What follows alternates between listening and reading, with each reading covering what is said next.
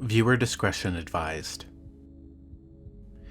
Well, folks, have you heard the news? Konami made a new PT, just a few months before the 10th anniversary of PT, no less.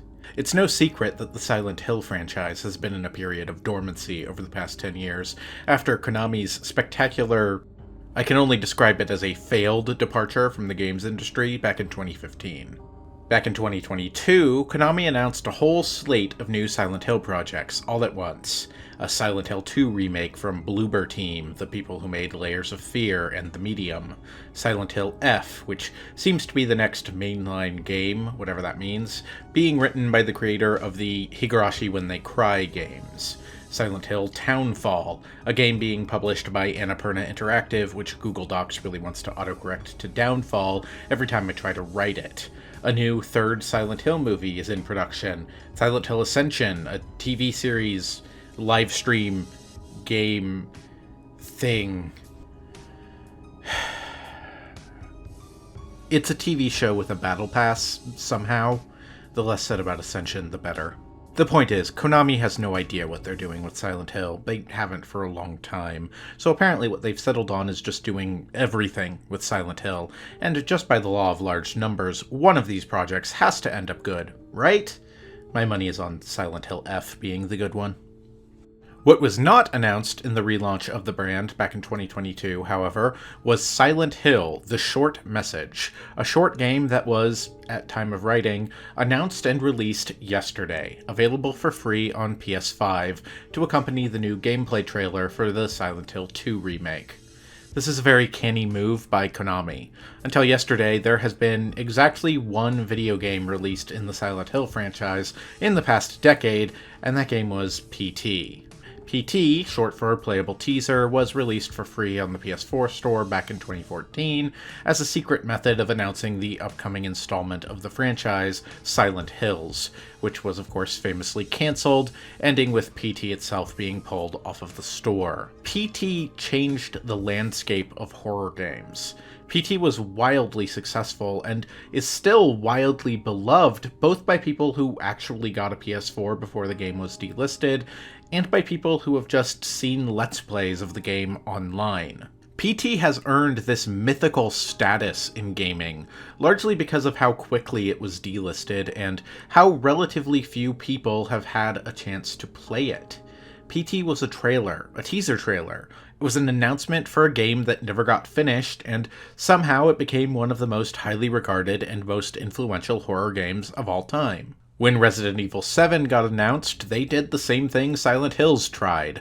They made their own playable teaser called Beginning Hour. That was a game in its own right, one that transparently had the same vibes as PT, and it paid off gangbusters. Resident Evil 7 revitalized the RE brand and has brought it back into prominence as the AAA horror series to beat. Bloober Team have basically built their studio on the backs of PT. Layers of Fear is transparently inspired by it, and Observer just put an extended PT clone sequence in as an Easter egg. And to be clear, I do not mean that as a criticism. If Konami weren't going to let people play PT anymore, you might as well make your own PT. Even projects intended to revive the cancelled and delisted PT have had their own drama, and ended up cancelled themselves. Allison Road is a pseudo-remake spiritual successor of PT that's been in a perpetual state of development hell since it was announced back in 2016. So I mean this in all sincerity. Making a standalone Silent Hill game, making a new PT, is a smart move. Konami are the ones who own PT, so why not make another PT to hype up the Silent Hill 2 remake, their big relaunch of the brand? You can't make it actually directly connected to the plot of Silent Hill 2, you can't make it a playable teaser for Silent Hill 2, because Silent Hill 2 already exists, so just make a standalone game, release it for free, and try to start building goodwill with the fans again. Good job, Konami, you did something right for once. They should re-release PT, because it's a legitimately important and influential piece of horror media that's being held hostage, but it's also a teaser for a game that's never going to come out, so it makes no business sense to put it out again, and everyone in charge at Konami is a coward, so I get it. This is the smartest move they could have made. So is the short message the bold return to form for a series in decline that PT was? Not quite. I don't want it to sound like I hate the short message. The thing I'll say for the short message is that it doesn't completely fit with the narrative surrounding Silent Hill right now. That being essentially that Silent Hill is dead, that the remake is going to be terrible, and that the future of the franchise looks bleak. Silent Hill, the short message, is not a terrible game. It is not a complete and unmitigated failure. I have criticisms of it, I have a lot of criticisms of it, but this game is not an embarrassment, and that is the bar right now. The short message has ideas. Some of those ideas are even good, and we'll talk about those. If the short message is a glimpse at the future of Silent Hill, then Silent Hill might actually have a future. That future might be a C+ at best, but that's more than I can say about Ascension. I mean, that's more than I can say about Book of Memories, for that matter. Silent Hill, the short message, is about 90 minutes long. It is a walking simulator set in an abandoned building in Germany, which is notably not where the town of Silent Hill is, but it's not like we haven't seen the Silent Hill Otherworld take over places outside of the town borders before, anyway, back as far as Silent Hill 3, so whatever. Bad start, but I'll allow it. There's enough going for the short message that if someone told me they played through it and really liked it, I would see why. The game looks and sounds amazing. They got Akira Yamaoka back for the music, which makes sense since they have him back for the Silent Hill 2 remake, and as a result, the music still sounds like Silent Hill. One clever idea the game has is how it communicates to you that a monster is nearby. In classic Silent Hill games, you have a radio, and the monsters give off this sort of staticky, disruptive frequency that makes the radio crackle when they get near. In this new one, you have a smartphone in one hand, and when the monster gets close, the screen on it starts to glitch out and distort, getting worse the closer the monster gets to you. That's clever. That's a perfectly reasonable way to update the way the radio told you when monsters were near in the original games, in a way that makes sense. What I could have done without, on the other hand, is the way the whole screen, the whole game, will sometimes glitch out and distort in a similar way, as though it's going to reveal at the end that the whole thing has been set in the Matrix all along. I didn't need that. It's confusing and unnecessary. The game also looks exactly how I'd expect a modern Silent Hill game to look.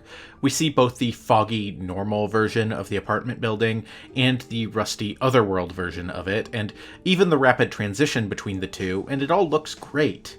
The Otherworld sections in particular are really well designed. It feels very recognizably like Silent Hill's Otherworld, but at a fidelity we've never gotten to see before. It is very hard to recreate something that was originally presented in a PS1 or PS2 art style, reimagine it at a current level of photorealism, and still keep it recognizable as the same thing. That is worth commending. Exploring the apartment building, the villa, it all looks great. It's got that appropriate level of clutter that modern consoles, really since the PS4, have been able to do well, where you see a trashed apartment and it looks like a trashed apartment, not like a texture layered on an empty room. I also think a lot of the graffiti, which the game's story revolves around, is legitimately pretty good. This is a game about art, and the art that's supposed to look good actually looks good. I can see why the characters in the story are drawn to it. What's less impressive, unfortunately, are the character models. The main character just doesn't look very good. She looks like an early PS4 video game character stuck in a photorealistic environment in a way that really takes me out of it. I think the game would have been a lot stronger if they just stuck to first person the entire time. The monster, who ends up chasing you through various sections of the game, has this jittery effect where it looks like it's running at a lower frame rate than everything else. That could be cool if used deliberately, and if everything else were running smooth, but in a game that legitimately has some huge technical problems, I don't think you get to play the deliberately lower frame rate card. I had the game chug and drop frames many times throughout, particularly when the game was transitioning between the normal world and the Otherworld, and while I can see why the game would hitch when loading in an entirely new area on the fly, It makes the cool transition effect they're going for, where you turn around and suddenly you aren't where you thought you were, lose a lot of its magic. Much more dire, however, is that the short message crashed my PS5 not once, not twice, but 3 times over the course of a 90-minute game. When I say crashed, I don't mean the game crashed. I mean my PS5 hard shut down without warning. I have not had this experience with other games, and it made the whole thing feel like a house of cards waiting to collapse at any moment. Not to mention it resulted in me needing to replay several sections of the game because of losing my progress to a crash. The game also has several FMV sequences featuring dreamlike flashbacks to other characters, and these just look cheap. They look bad. The actors aren't selling any sort of emotions. The spaces they're recording in look like quickly set up empty studio spaces. The dubbing English lines over live-action actors just looks awkward. These drag the whole game down.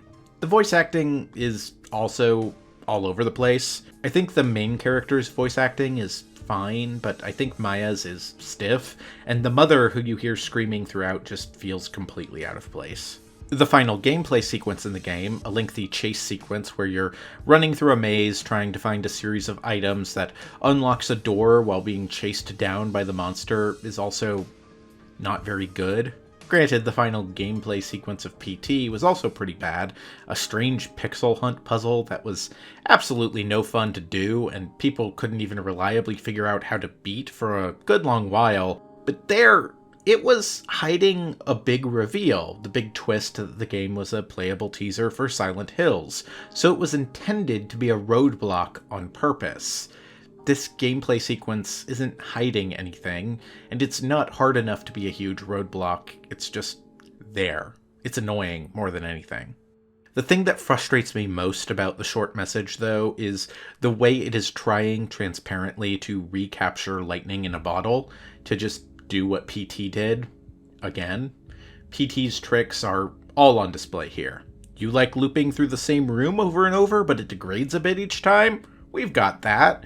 You like weirdly moving, breathing bags of garbage? We've got that. You like creepy bathrooms with tubs full of disconcerting liquid? We've got that too. PT is great. We've seen a lot of imitators of it. It came out 10 years ago.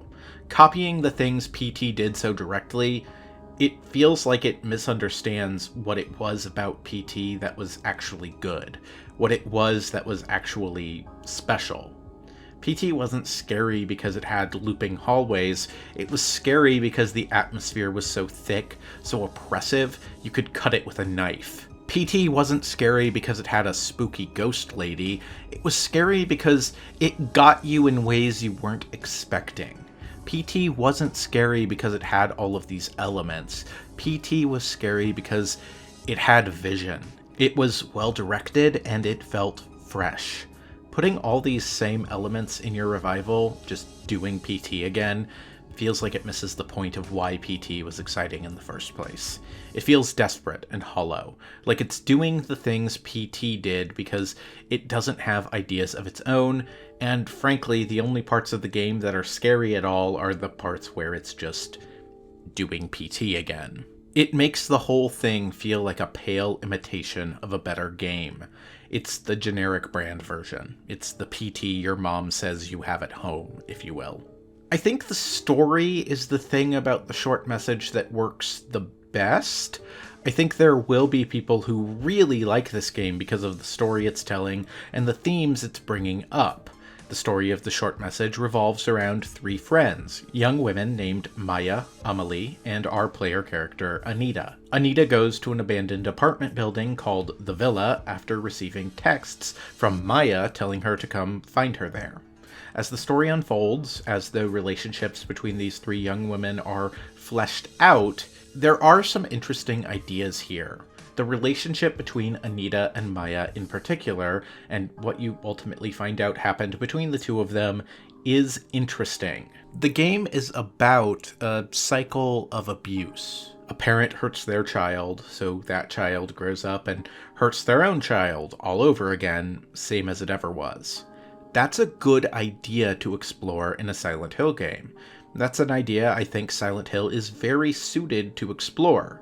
Silent Hill is a place for bad people, and once we understand exactly why Anita is here, it's a really good idea. On paper, I think the story of the short message really works. I just feel like I wish it had more to actually say about the things it brings up. The game brings up cyberbullying, but it doesn't really feel like it's saying much of anything beyond, "Isn't this terrible?" The game brings up really devastating and violent abuse from a parent towards their children, but it doesn't feel like it's saying anything beyond, "Wouldn't this ruin you?" It brings up these themes you could tell a really interesting story with, a really interesting Silent Hill story with that wouldn't just be about another dead wife, but it's not enough to just bring these themes up. You have to actually have something to say about them. I do not personally feel that the short message has all that much to say. At the end, the game wants to be about moving on, breaking out of a cycle of abuse and pain together, extending a hand towards people in your life who are hurting, but the whole thing just feels unearned to me. It feels like this game could have been, should have been, something more. There's good stuff here. It feels like all the elements for something really special were here. Not the best Silent Hill game of all time, but something that could have been a gem in a franchise that's had a lot of trash over the years. If it were just rearranged, if it just had a strong thesis, a more coherent statement to make.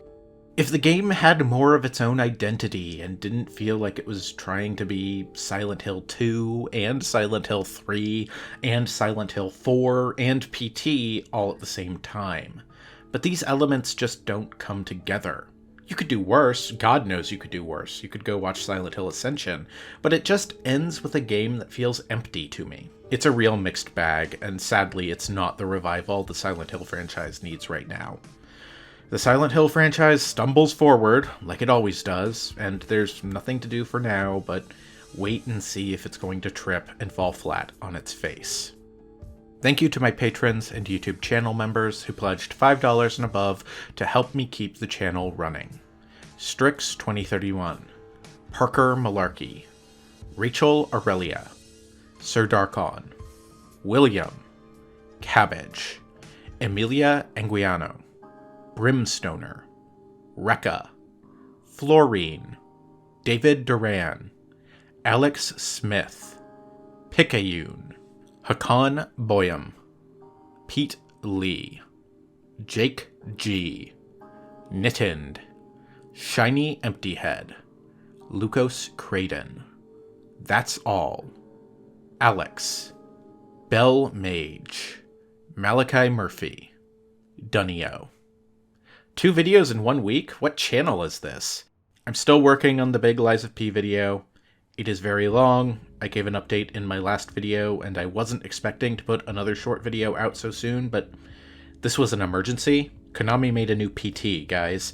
I had to spit my thoughts out about it somewhere. Now, I'm gonna go take my pickaxe down into the video mines. I'll see you soon. Take care.